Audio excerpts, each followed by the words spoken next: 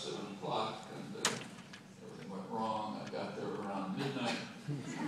They were quite cheerful and happy. We went on most of the night because there wasn't much point going to sleep. So I won't keep you that long tonight. Okay, so let's get to the Occupy movements.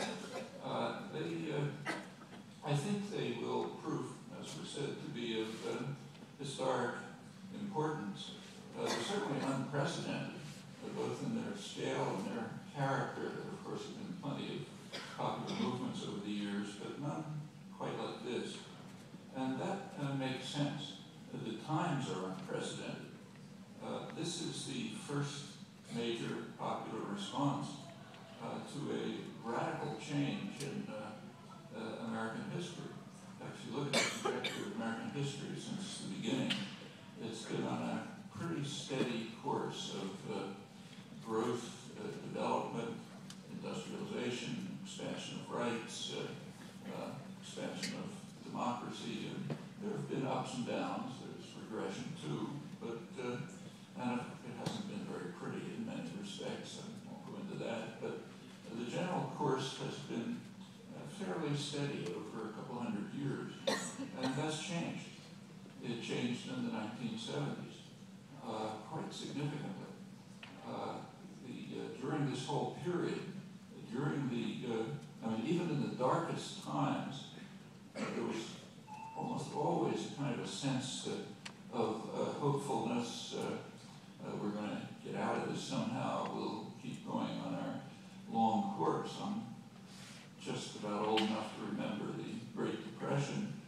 The first couple of years were gruesome, but by the mid-1930s, things were, although it was in absolute terms much worse than today, there was nevertheless a feeling of kind of optimism about what's going to come.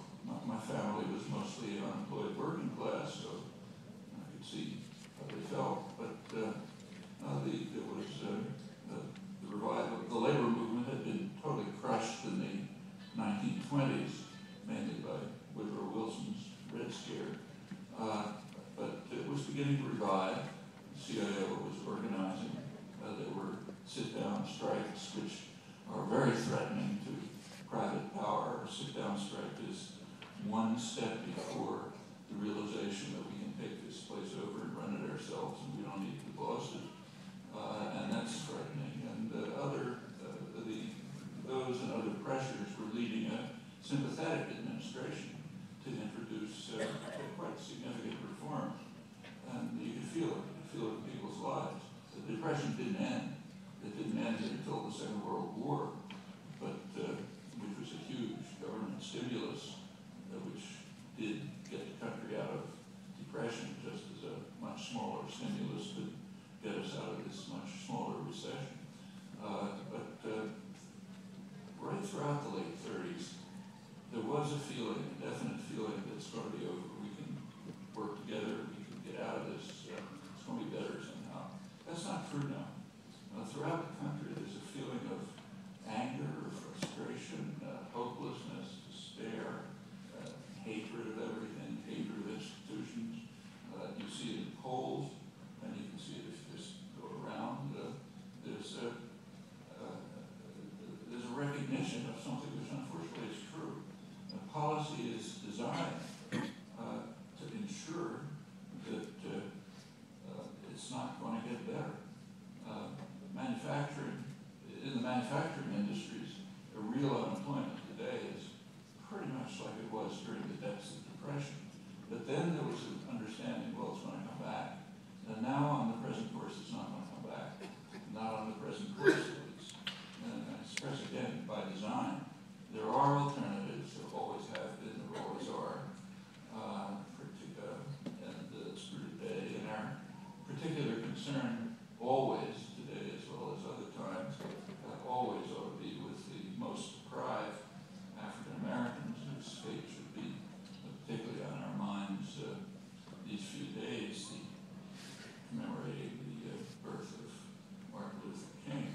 Well, I'm not going to run through the basic facts. I think you probably all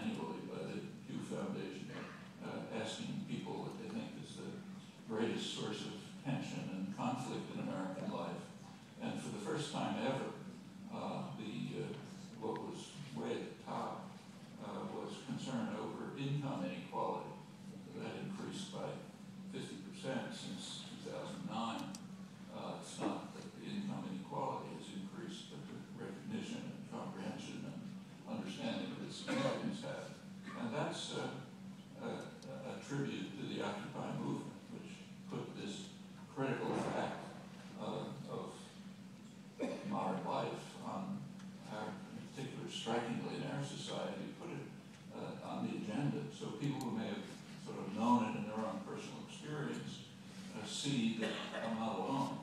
This is all of us. And in fact, the U.S. is just off the spectrum on this. I mean, it's like a third world country. The inequality has risen to, again, historically unprecedented heights. The imagery of the Occupy movement, which has taken over the 1% and the 99%, is more or less accurate. But if you really want to be precise about it, the massive inequality is very largely weighted by a tiny fraction of 1%, actually by 1/10 of 1%. A group so small that they're not even picked up by the census. You have to complicated statistical analysis to dig them up. That's hedge fund managers, CEOs of financial corporations. Their incomes are just off into the stratosphere, and that weights the distribution very strikingly. I mean, it's bad, the rest of it's bad enough too, but that's a major fact. For the general population, it's been a generation of essentially stagnation. There is, of course, economic growth, not as much as during the great growth periods of the 50s and 60s, but there's some, and it's going into very few pockets. The real wages for the majority have pretty much stagnated. That's prior to the collapse, in which everything crashed. People have gotten by, sort of, but they've gotten by sharply increasing work hours. They're now far beyond Europe, which is a scandal in itself, which is the richest, most privileged country in the world. It's got incomparable advantages. But work hours are far higher than Europe or other industrial countries. People have gone deeply into debt. It's, of course, unsustainable. And they've capitalized on the regular bubbles that have begun ever since the early Reagan years. As deregulation said, there were no financial crises in the 50s and 60s. The New Deal regulations were in place. But starting in the late 70s, particularly in the Reagan years, there's a